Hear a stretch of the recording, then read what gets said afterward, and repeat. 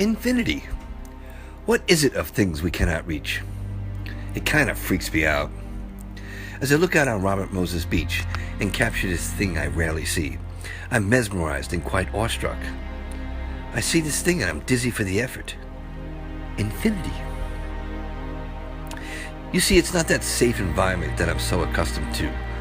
The tiny confines of my apartment. Those little things I can't control.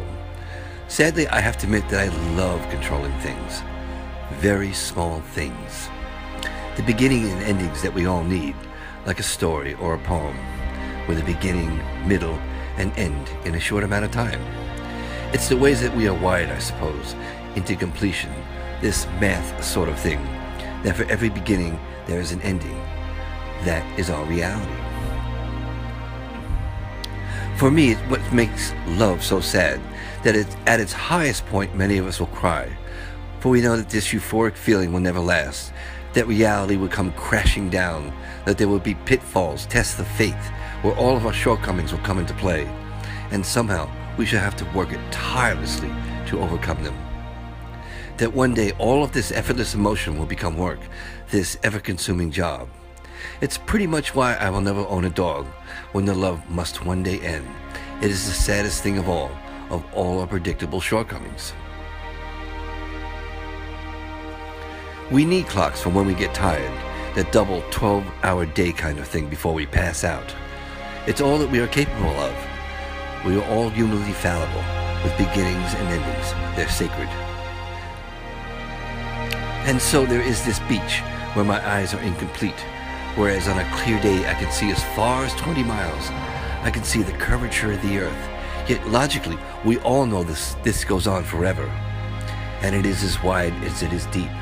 It is nothing like me, nothing like any of my realities, or any of my experiences I can draw from. I'm quite lost here. I could never clean it, mess it up, control it.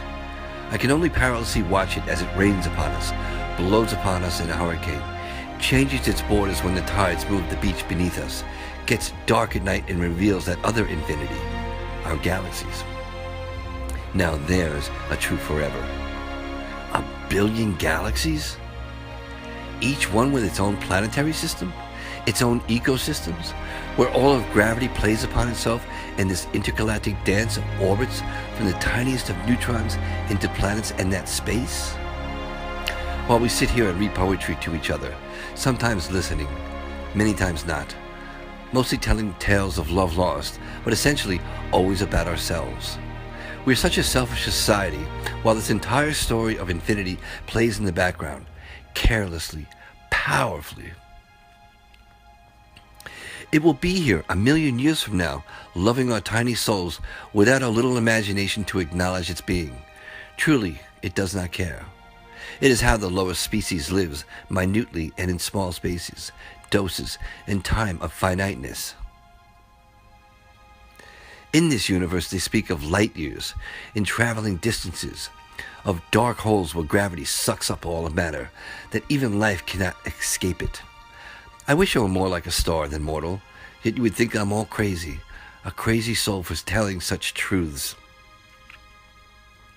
I need stars to operate, to think on that scale, for it is far better than me, yes, to even leave this sad small reality, to think like star people, of infinite and beyond.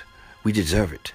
To dance upon the stars where things never end, where philosophies, dogma, borders and time do not matter. Mark Strodl, thank you very much.